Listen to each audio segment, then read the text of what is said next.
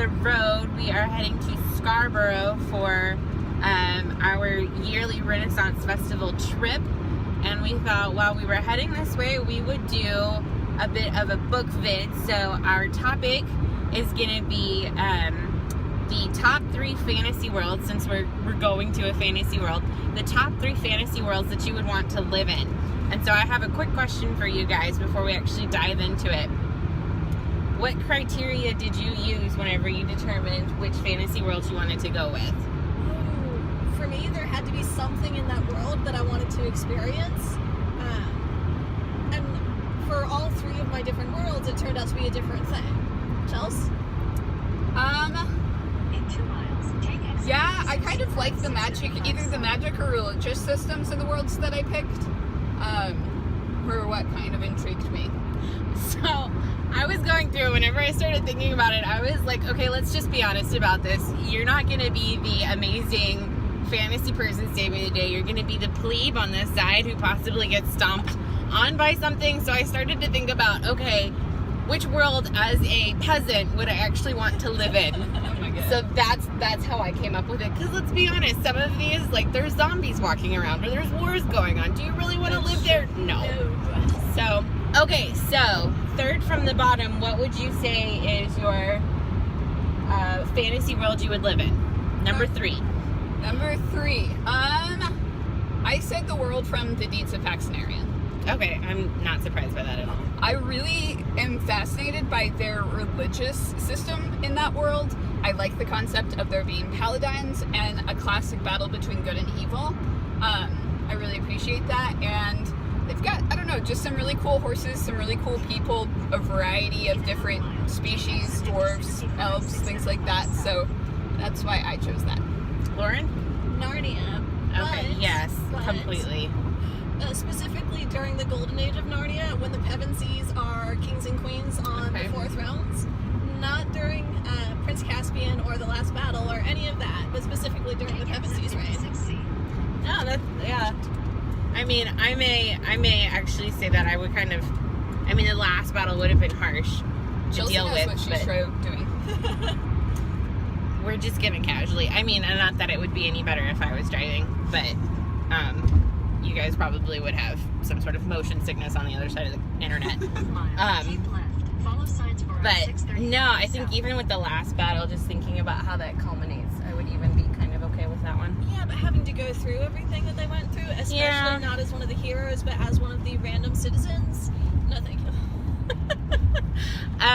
So I would say, and this one was kind of a toss-up for me between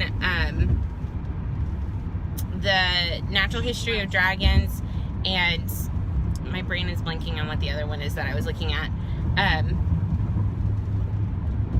But I was thinking that one would be kind of fun because, hey, dragons. The only thing about it that I'm not terribly keen on is the fact that as a plebe, there would be nothing new or different about my life. I would just be a plebe.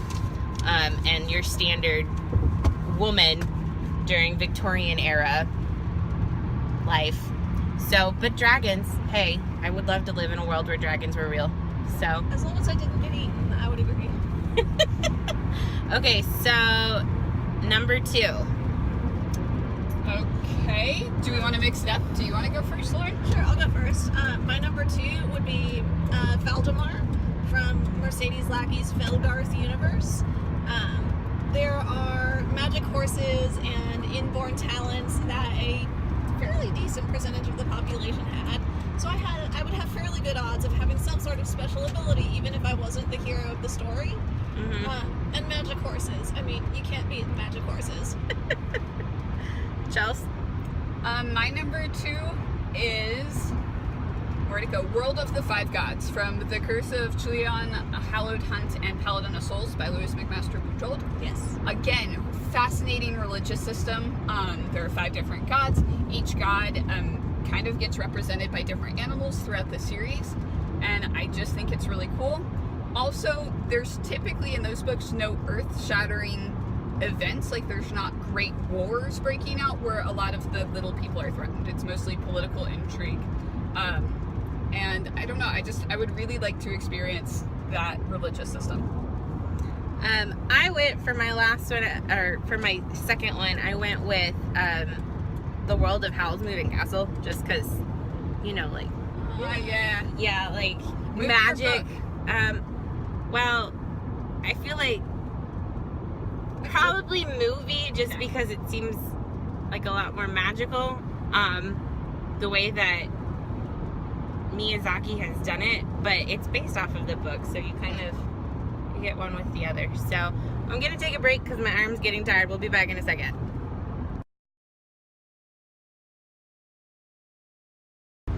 All right, we are back, and we're gonna start with some honorable mentions. So for me, 3 that I thought about but didn't end up going with because of zombies and war. The Abhorsen trilogy, just like the magic system in that is so cool, and the charter spells and everything, super, super awesome. The other ones that I thought about were the Queen's Thief series by Megan Whalen Turner, with Edis and Atolus and Jin, and like just awesome stuff. If I could have been a main character, that would definitely have been one of the series that I picked. And then the last one that I was thinking about was the Lunar Chronicles, which again, super cool, just all the different stuff that was going on with it. It's just, you know, there's a war going on and people are dying, and I just don't think that as a plebe I would want to live there. So, all right, Chelsea? Hi, so my top 3 honorable mentions are The World of Pern from Anne McCaffrey's Dragon Riders of Pern series, because you could ride dragons, you could own fire lizards, you could be an awesome harper. There's just a lot of really cool things I like about that world. The one downside is the flaming evil things that fall from the sky. My second honorable mention is the world of Ladrana from Robin Owens' The Summoning series, because being from this earth would mean that there I would be an exotique and I would have super awesome powers. And then my final choice was, what did I say? Oh, Emmeline.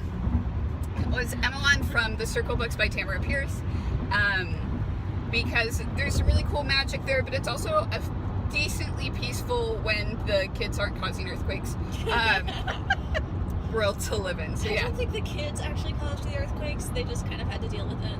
Yeah, no, the stupid mages did. Yeah. Okay, Lauren?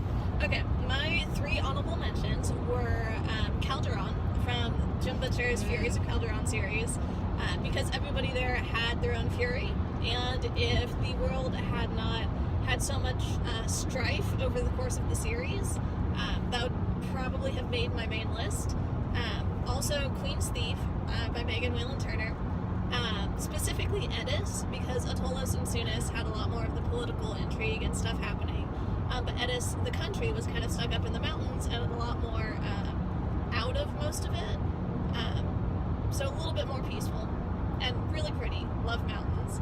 And then my third one would have been the world of Michael J. Sullivan's Reria Revelations, with Hadrian and Royce. And I can't really justify that one because the world was so much war and deplorable conditions and just bad stuff happening everywhere.